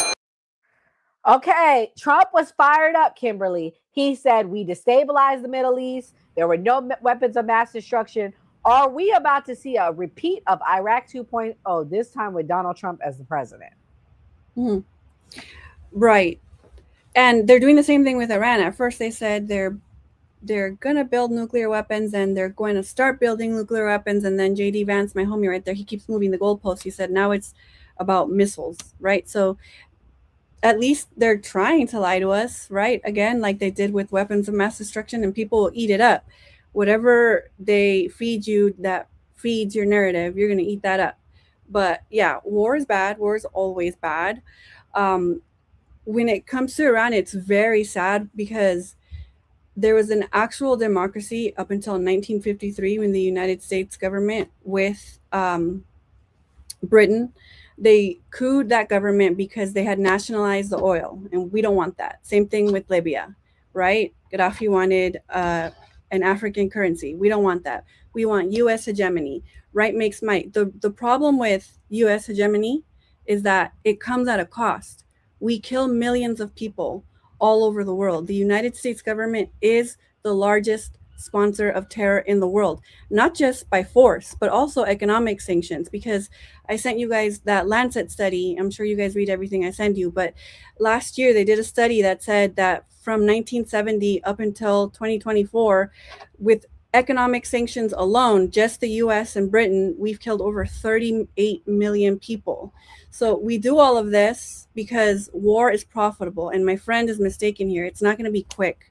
And we're not done with Venezuela. The thing with violence is that it's profitable, but the only way that it's profitable is if it's continuous. Bush, even if Obama wouldn't have won, the Republicans wouldn't have stopped the war. Obama did continue the wars. He took us from two wars to 7 wars, and I'll talk shit about Obama all day, every day, but both parties do that. That's why last year when Trump bombed Iran, he should have been impeached and removed for that. The Democrats aren't going to do that. They're going to go after some other dumb little things that they can't get him on, because if they were to hold him accountable for what he did to Iran last year, then that would implicate them as well. But war is profitable, and that's the problem. I think that, at least for me, I see it from like 2 lenses, right? Like I'm American and I'm also Mexican. So when I go to Mexico, everybody outside of America looks at America from a different lens and a different point of view, and people will tell you this. A lot of other countries don't like Americans because the majority of Americans will eat up this propaganda. They'll believe it. We think we're number one. We think China's not our enemy. We have a trade agreement with them. They bought off a lot of our debt after the 2008 recession. We would have gone into a depression if it wasn't for them. Thank you, China. Iran isn't our enemy. They have shown so much restraint. The leader himself will go on TV and he'll say, I don't want a war. But Israel keeps instigating. At some point, you're strong-arming them into a response. Same thing with Venezuela. And I'm not defending Maduro. I'm not defending Hezbollah. I'm not defending Hamas. I'm not defending the Ayatollah. I'm not defending any of these democracies. But we pick our friends depending on who helps us. We're friends with Saudi Arabia. Kiss my ass. Saudi Arabia is not a fucking democracy. We're not like a beacon of democracy, spreading democracy and peace. We're not benevolent. We have interests, and the American interests are to keep those weapons manufacturers rich, to keep all of the violence rich. We won't legalize drugs. We'll criminalize drugs to keep all of our private prison systems and all of those money-making machines, weapons manufacturers, and everything that has to do with crime and drugs and violence and war. It's all profitable, and all these people are making a lot of money off of us. It's completely illogical, and it's immoral, by the way, when we just look at it from a financial point of view, which also doesn't make sense. But I appreciate, like, when my libertarian friends or my conservative friends make a financial case for it, it's also immoral. We can't be going around and killing people, innocent or not, all over the world. That's why we have all these enemies, and we create all these enemies all over the world. Well, I'm gonna get Enzo in here next. Also, I'm sure we all here believe in one China.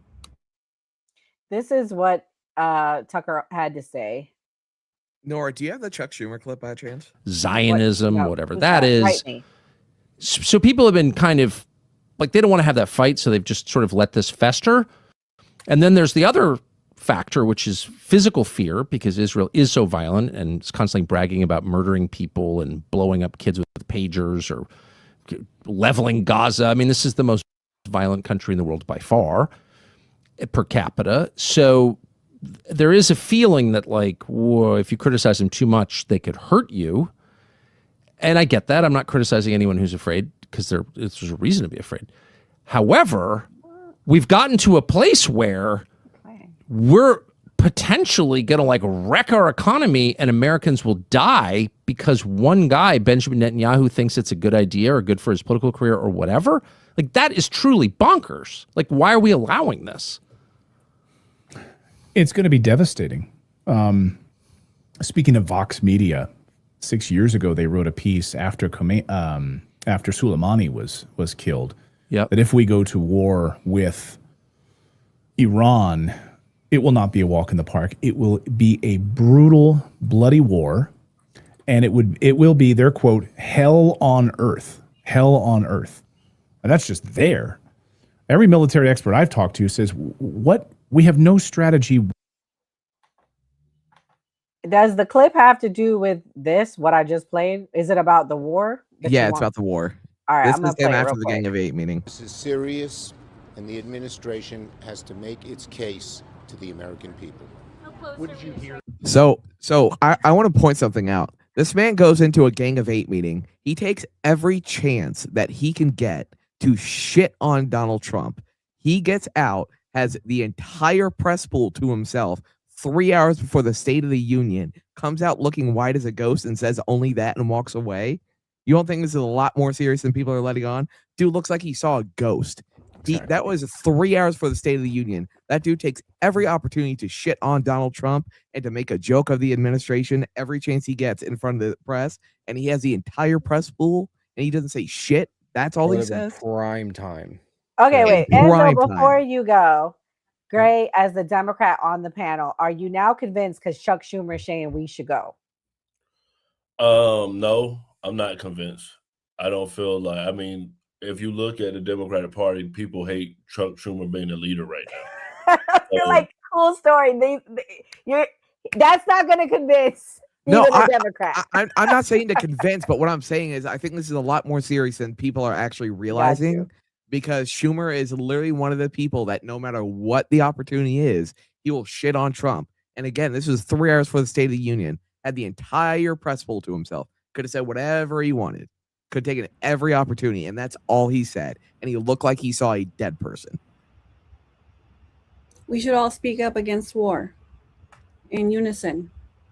No, because I wanted to comment on that. It's so stupid to say no war, no war, no war. Yeah, we can say that. It's actually but what no, it's not, because what happens when somebody who doesn't agree with you, a country that doesn't agree with you, comes over here and slaps you in the fucking face and takes your country? No war, right? Why don't we do things to prevent? We are the biggest, baddest guys. Say what you will about Russia. I know, and I love that, and I love that we're the biggest swinging dick in the world. Baddest bully of we are. We're the #1 country in the world for a reason. Not for long. Okay, who's gonna overtake us? Overtake what part? Are you talking about the dollar? Who's gonna overtake us? Who's gonna overtake us in anything? In anything? What are we #1 in? What are we We're number one in everything. The biggest military. We're the superpower of the world. Our dollar backs 90% of the fucking countries in the world. Yes, our dollar is crashing right now. Yeah, it's been going down. It's been going down for years. It's been going down for years. And at least this administration actually has a plan to back it with something, as in the crypto reserve. They've already changed their story about Iran like 4 times. They're scrambling. They just want to keep them. I'm still waiting for a country that's going to overtake us. War is profitable. That's why they want to go to war. I'm aware. But the problem with keeping U.S. hegemony is that we kill people. The price of right makes might is literal murder, and not just over it. Okay, then it's a difference of morality. That's fine, because hold on, your morality. Enzo, I want your morality. I don't want this to be a debate. I know it's not a debate. I want you to respond. I'm saying your morality is we kill people. That's wrong, but it's gonna be okay when somebody else comes over here and kills us. I didn't say that. But when they that's do your that, hold on, Kim. I just wanted to point that out. Right now that we have that's the your biggest, logic. That's your logic. Military in the world. That's your logic. That's what you're laying out. Military in the world. Who's a threat to us? I was in the middle. We have the biggest, strongest military in the world. It's like I was speaking and you just wanted to start your sentence in the middle of mine. Hold on, Kimberly. Let him get to his point so we can. Yeah, that's the logic that you're laying out. That it's a problem that America kills people, but if somebody came over here, no war, no war, no war. This is why the hippies fucking lost in the 70s. The peace, all peace, all peace, all peace. No, that's never gonna fucking work. And you want to say that the United States, the biggest person, the biggest terrorist group in the world. All right, so let's look at history and let's look at regimes that are bigger, that killed more people. Okay. Let's do that. There's plenty out there that, I'm sorry. First off, the communist under Mao, that was 50 million. Then we could talk about under Stalin, that was another 30 million. Yeah. Then you could talk about Hitler, that was another 60 million. Then you could talk about all the regimes in the Middle East that have killed millions of people. Yeah. The United States is not even a tenth of what those are. Who's going to come probably get into the billions? We'll probably get into the billions between us. Who's going to attack us? Who's going to attack us? I mean, under your worldview, if we don't have the safeguards that we have in the military that we have, somebody will come over here and do it. You just said we have the biggest, strongest military in the world. Nobody's a threat. Yeah, I'm saying under your worldview. Let him trying to say something. Iran was literally in the when we hit Maduro. For the record, Iran was literally in the process of building out a $20 billion drone facility 600 miles off the coast of America. This was not just like a thing. Also, oh, by the way, they were also funding a Hezbollah basic training ground on Margarita Island off the coast of Venezuela. Very true. I can tell you that I have insider knowledge on that. Lamb is right about that. That's what you get when you go and instigate problems all over the world. It's not about instigating problems. Israel, like if it's a different country, it's an extension of the United States. They're slowly inching closer and closer. I would be shocked. Since 1996, the clean break strategy, 7 countries in 5 years. The last country on that list to destabilize and neutralize is Iran. It's a much bigger picture than that. It's not just analyzing threats and who might be our enemy or who might not be our enemy because we have 26 bases around Iran. Why the fuck do we have 26 bases around Iran? That's stupid. Why? Because it's profitable. Because the United States military makes a lot of money. Because the Middle East is never stable. Weapons manufacturers. The Middle East has never been stable.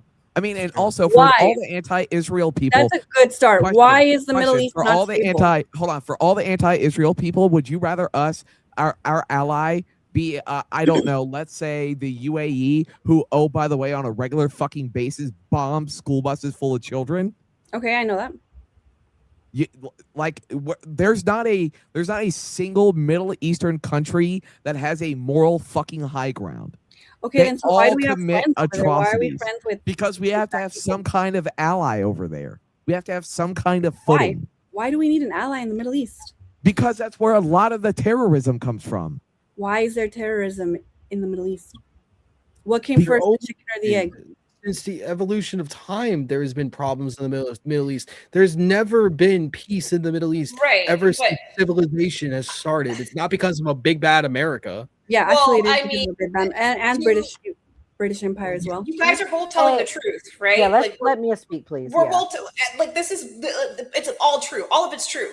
We have contributed to the problems in the Middle East. Thus, we are perpetuating what's happening in the Middle East. Thus, we are forcing them to make allies and rise against us. It's all true. What Lamb Chop is saying is true. What Enzo is saying is true. What I'm saying is true. What Kimberly's saying is true. It is all issues from a systemic area that's coming from.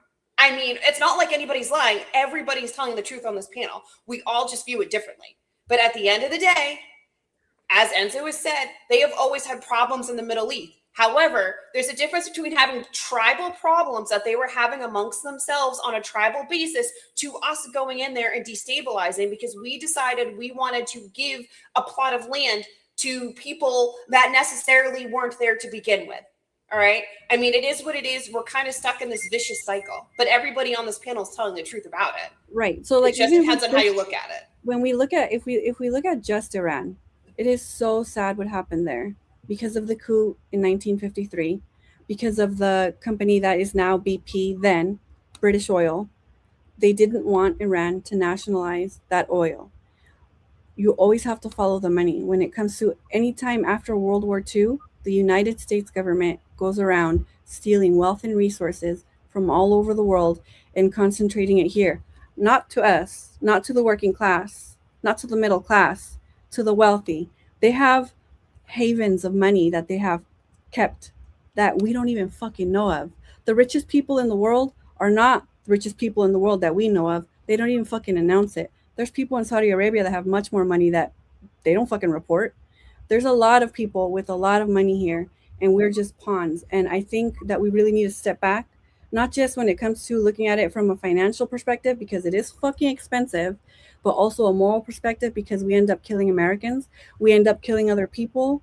And even if people are guilty, which I condemn all violence, I don't know how many times I have to say that, we should do it through the proper channels, hold people accountable, but they're not going to do that because it's more profitable to sell weapons. I agree. Hold on. I absolutely agree that we should be holding these people accountable. Let's do that. Let's do sanctions. Let's get their let's get their dark Sanctions fleets. are collective punishment for people.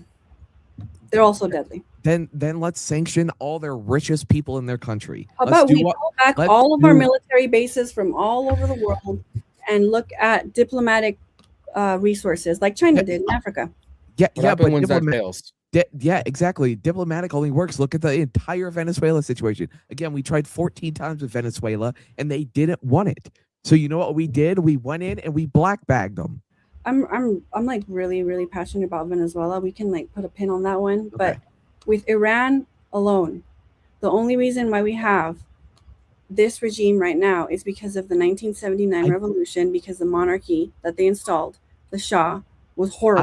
I don't disagree with you, but at the same time, when we're trying to do this, and then the Ayatollah immediately gets on social media and puts out a video. They've shown so much restraint when it comes to really Israel. Because I wouldn't say yes, they have. Because when they even attacked Israel, they let us know, and they I don't care about Israel. I don't care about Israel. What I'm saying is when we get out of these talks and the Ayatollah immediately goes on to social media and puts out videos of American draped fucking coffins and them beheading the president of the United States and making threats and all these things, that's not restraint. That is them poking the bear, and at some point we poke back.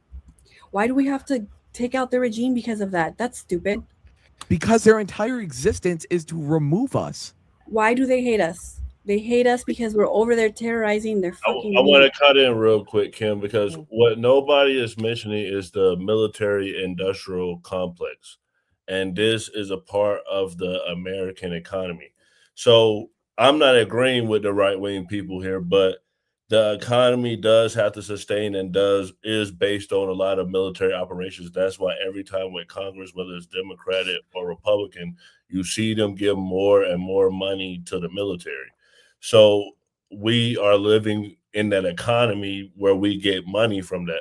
So they aren't really looking at that from a moral or empathetic standpoint. At some points, like you said, is financial. So if they stop expanding, like with Rome, is America going to collapse? Because we just had, what's it called, BRICS or whoever, where they were trying to get rid of the US dollar. So that's something that's already happened that we're worried about financially. Gray brought up a good point about this being part of our economy. When they went in, they said, "You have no heart, bruh." Anyway, I'm gonna play this last clip, and then I'm gonna let Kamal and Mia have the last words. The stupidest person in the world to think that the Jewish people who were on the land that got dispersed and came back to the land somehow just lost their DNA. What the are you talking about, fool? Abram's descendants are the ones who have the right to have this land, correct? Yes. Okay. Why don't we do genetic testing on everybody in the land and find out who Abram's descendants are? It's really simple. We've cracked the human genome. We can do that. Why don't we do that? Would you be against doing that? I have no idea what that would prove. I mean, maybe it would be. What do you mean? It would prove who Abram's descendants are. Every time these fake Christians and these Jew-hating nut jobs go to try to challenge the birthright and the promises that God made, they never use biblical scripture. Never. Have you ever seen Tucker use a scripture to validate anything he's saying? Never. Any of these other people, they go, I feel like it shouldn't be. God didn't do that. Where's your biblical scripture? I'm going to go right here in the Bible. Okay, we'll start with Genesis. I'm going to read this right from Genesis. It says, Genesis 17, 7-8. God made an everlasting promise. I will establish my covenant between me and you and your descendants after you throughout your generations for an everlasting covenant, to be God to you and your descendants after you. And I will, not just I'm going to be God to you and your descendants, and I will give you and to your descendants after you the land. It was prophesied to be that way. Isaiah 11:12. It adds to this. He will raise a banner for the nations and gather the exile of Israel. He will assemble the scattered people of Judea from the four corners of the earth. Prophesied. Then we can go over here and I'll continue to write in. It says peer-reviewed genetic studies show that Jews from around the world, Ashkenazi, Sephardi, and also Mizrahi, I think I'm saying that wrong, share a common Middle Eastern ancestry. Research published in the Proceedings of the National Academic of Science and also American Journal of Human Genetics, both peer-reviewed journals confirm that Jewish populations cluster genetically closer to the modern-day Middle Eastern group, such as the Palestinians, the Druze, and the Bedouins, than their non-Jewish European neighbors. You can go and say the genetic signature supports the idea that Jews today do indeed descend from common ancestry population from the Levant, the very region the Bible describes as the homeland of Abraham, Isaac, and Jacob. Peer-reviewed research have already been done, genetically proven that you could look at the Jewish people in the land today. So I played that clip, Kamal, because pretty much a lot of people are saying that this is tied with the Greater Israel Project. And that's what all of this is tied to. Half the people are saying it's because of the bombs and they bombing our bases. The other half are saying, no, hold up, stop. This is to help Israel. What is your thoughts on the clip? Bro could barely read. I gotta say, I love the new party. Y'all need to like and subscribe because this is the only platform where us black folks can sit around and watch other groups argue amongst themselves So it debunks what Sandbows and Coons be saying, like Mr. Officer Tatum, that, man, black folk, we always arguing in front of other groups of people, man. Other groups don't do that.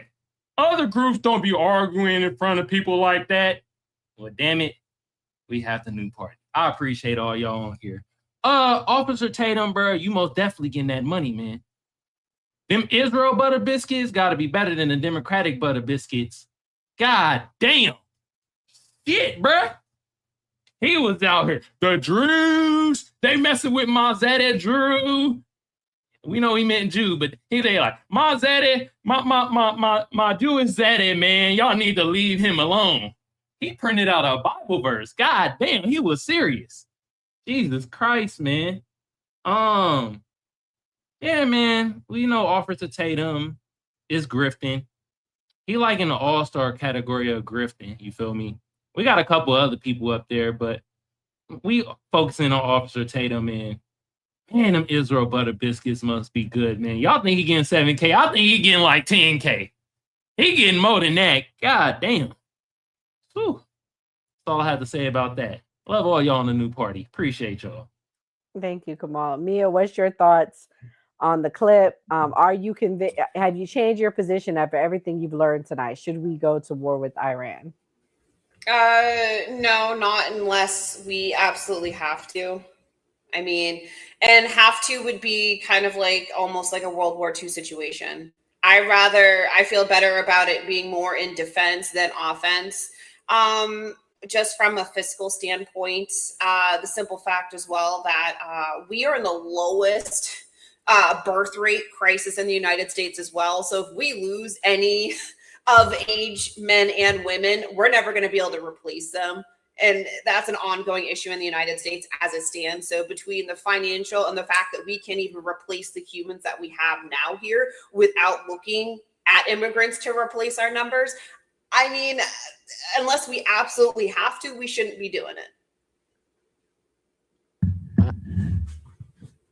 All right. Well, this was a great show, guys. Make sure that if you're watching, that you hit the subscribe button so you can know when we go live.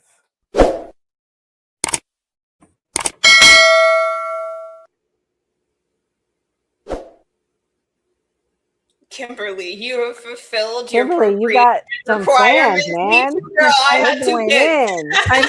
Every dumb Kimberly comment, you got 4 more that say Kimberly's the queen. Let her be the president. So because you getting all the likes of the night, let me let you go first. Oh, thanks. Actually, I got a lot of. Do you need a moment? I got a lot of bad comments. No, I'm fine. Okay. I've contributed to this country's growing population. I've had 2 kids, but if anybody else wants to give me more kids, if you're super rich, like super wealthy, I'm willing to have more, like very wealthy. And then I wrote notes down right here just so I can summarize. So I believe in denuclearization, not non-proliferation. I don't think that any country should have nuclear weapons, and I don't think that any country should allow or not allow other countries to have nuclear weapons. In fact, the biggest deterrent of the US fucking with you is to have a nuclear motherfucking weapon. And that's what we're showing other countries by fucking with them when they don't. So we leave North Korea alone. Why? Because they have nuclear motherfucking weapons. Also, clean break strategy. They've been trying to fulfill that since 1996. My homie, Benjamin Netanyahu, who's a literal fucking demon, he said, and it's also, by the way, just to clarify, when I speak of Israel, I'm talking about like the conservative right-wing murderous Likud party and the like super crazy, same like with when I talk about the United States government, I'm talking about the crazy people, okay, not my Jewish friends. But yeah, Iran is the last country on that list of 7 countries that they want to destabilize for control. And the reason why they have or want control is not a religious argument, although that's how they've convinced or propagandized a lot of people to believe that they have some type of religious right to that land. But the prophecy of Israel was fulfilled when Jesus rose again. Also, any religious argument, if it has to do with colonialism or murder or war, is already lost. It's a lie because it's not a religion. The real reason why they want control in that region is because of the resources, like we see with Iran when they tried to nationalize the oil, and they couped that country in 1953, which led to the 1979 revolution, hence the oppressive regime that they have here. I'm not defending the oppressive regime of Iran. I condemn them. I condemn violence. I condemn Hamas. I condemn, I don't know who else I need to condemn, communism. But yeah, the point is that when you look at it from, like I said, from like outside of American point of view, when you don't have this like inherently American indoctrinated point of view that we are the leaders of the world and everybody has to do what we say just because we fucking can.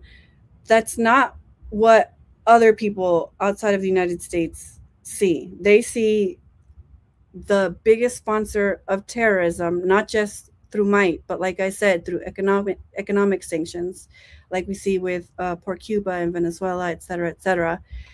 We are the biggest, worst bully. We're creating our own problems. We're making Americans less safe. It's expensive and it's immoral. And my politics are the politics of Jesus. Also, really quick, because somebody asked if they thought Barron Trump would be deployed.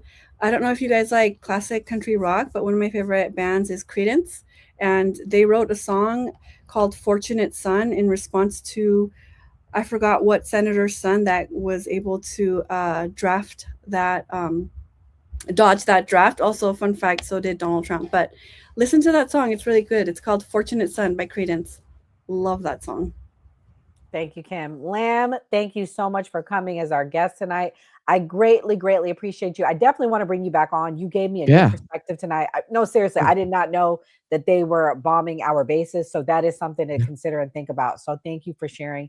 And I look forward to having you on again about geopolitics. What's your closing thoughts? I think this is a super serious issue. I think this plays into the China situation.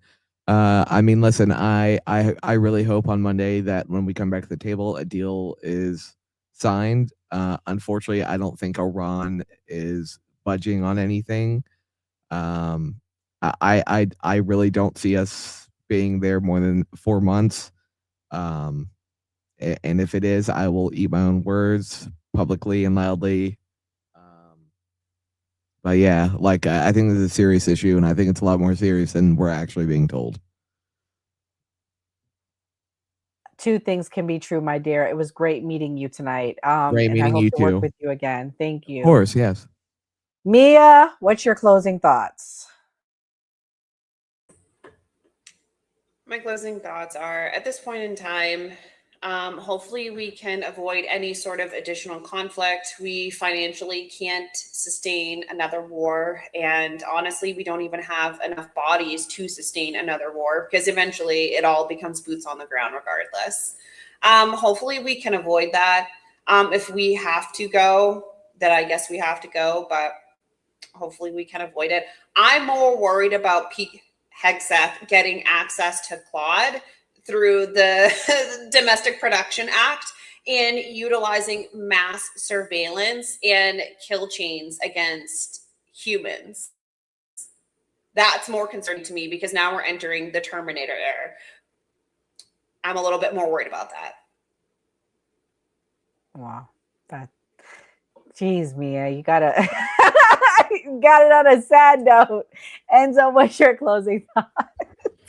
So my closing thoughts are Hillary Clinton is Satan herself. I'm not suicidal. Yeah, if anything happens to me, y'all know why, because I'm talking about the devil herself. Whole Iran situation, it's just inevitable at this point. Something, like I said, Donald Trump's not positioning troops for nothing. It's going to go down. I don't think it's going to be a drawn-out war. I think it is going to be an aerial bombardment, and the regime there is just going to capitulate. And I don't think it's going to be regime change in the slightest. I think the people are going to take it back for what they want the country to be. Obviously, they're not happy under this administration, as well as them going after American troops and Americans in the region. I hope for diplomacy. I hope something happens one day, but this is the way I'm leaning with it. And if it turns into a long, drawn-out war, I'll eat my words too. I'll say it straight up. It is what it is. And one thing that I just news came out 30 minutes ago. Fuck the Epstein list. I want the Bohemian Grove list. And here we got it. Extensive list of over 2,000 alleged Bohemian Grove members leaked and per NPR. Yeah, that's what we really need to be talking Send about. it to me. Send it. I want to see. Send I got it in you. the chat. Bohemian Grove are with Epstein.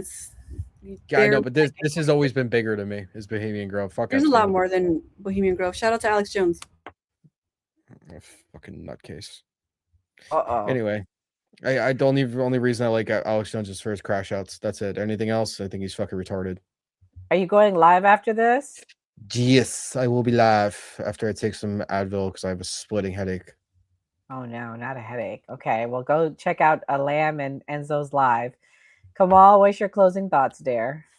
Y'all got me crying today, man. Y'all the funny ones today. God damn. Y'all cracking me up, man. I love the new party. Y'all know, hit that notification bell so you know when the new party go live. You feel me? Shout out to everybody on the panel. They got their own TikToks, they on Instagrams. Go follow everybody. Lamb Chop, shout out to you, bruh.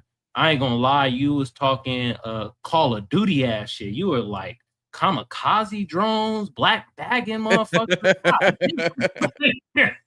Shout out to you, man, for real, man. I did learn something new too, bro. I appreciate you for coming on. This was a great episode. I know I didn't talk much, but that's the point. You listen with your ears, not your mouth. Unless you Monica Lewinsky, then I guess you listen with your mouth because you hear everything coming. You get my drift. Hillary Clinton most definitely knew Bill Clinton was getting that sloppy top for Monica Lewinsky. We might need to send her back out there because Bill Clinton looking a little dead right now. He might need some life back to him. Epstein files. The first time, and I hate to say it because it's gonna sound like I'm like sounding like a coon, like Officer Tatum, but racism worked in our favor in that regards, if you get my drift. Also, do I want a war with Iran and shit? Nah, because I know people on the panel, they got kids that will be going to war if this happens. But I will say China, though, if they get out of line, we might have to slap them motherfuckers. Also, Tucker Carlson, I hate to say it, this is the first time, and I hope the only time that I agree with Paleface, Mr. Aha type of laugh. But he was right on the stance with the whole Israel thing and stuff like that. Yeah, I really don't have much else to say. The chat, y'all's funny as hell today, too. I will say I am surprised, and this is the record, y'all. This is the first time that we didn't see in the chat somebody say, oh, what about the blacks? Oh, what about you N-words? Oh, it's the first time ever, y'all. This is a milestone. I wish I had my sound effects today, but I came in late. Sorry about that. But yeah, like I said, hit that notification bell so y'all know when the new party go live. And if y'all want to come over to my network, Kamal Johnson Network on YouTube, hit your bird with a sub. Also hit that notification bell.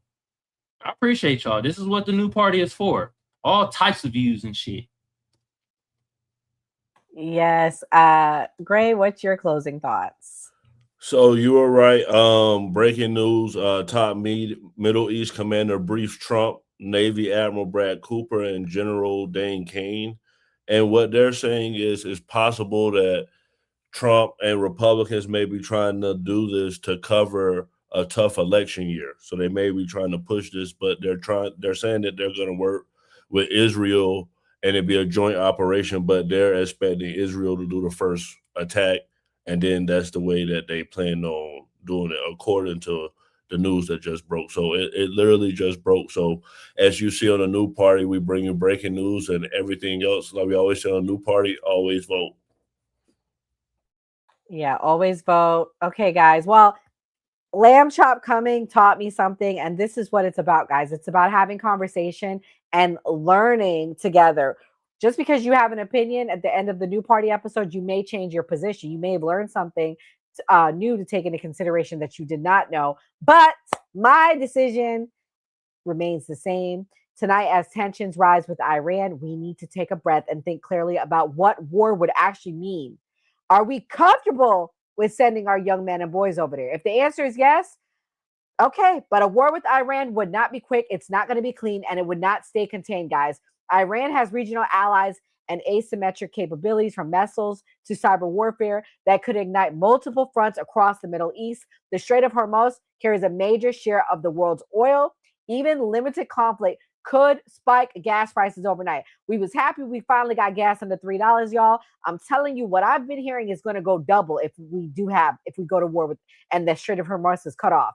It's going to hit our pockets. It's going to hit us financially, and we're already dealing with economic pressure. Do we really want to pour gasoline on that fire, guys? History has shown us that regime change wars and prolonged conflicts often cost trillions, with a T, thousands of lives, with a T, and years of instability with no clear victory. And sometimes external attacks strengthen hardliners instead of weakening them. Strength isn't about firepower, it's about strategy, restraint, and knowing when diplomacy serves the greater interest other than destruction. I do believe Trump wants diplomacy. Let me be clear. I do believe he does, but I believe he's being pushed by one particular country. I'm going to just leave it at that. That's what I think. God bless. Good night. Stay safe. And please subscribe. Before we wrap, I want to take a quick moment to talk about how you can support the new party. We are an independent media platform. No corporate backers, no political handlers, just a collection of voices representing all American viewpoints, especially the stories they don't want you talking about. I'm disgusted with our government, and it doesn't matter which party you're talking about. I'm disgusted. We are watching an active genocide. I don't know how else to put it. There are thousands of people getting killed every day. This is the first time in history that an American cardinal has ever been elevated to pope. It is legitimately make America great again. Yeah. Like, they're fighting for illegal immigrants, not immigrants. Illegal. Like, and they burning the flag and shit. Like I always say, it was a great episode. I'm happy with the wins that Donald Trump's. Like you heard Nora Skeptic say, we're going to keep bringing like different types of content and things that we know people want to see. And like we always say on the New Party, always vote. If you believe Americans can still have civil discourse, even in these polarizing times, we need your help to stay independent and keep growing. You can support us by donating to our GoFundMe page, becoming a channel member, sending a super chat, or grabbing merch from the New Party store. Every donation goes directly toward growing the channel promotion and our upcoming documentary. And as a thank you, donors will receive an exclusive copy of the documentary 1 week before it premieres. Who is the New Party? We're you, your voice, your stories, your America. We can only do this together. So if you're able, please donate and help us get the message out.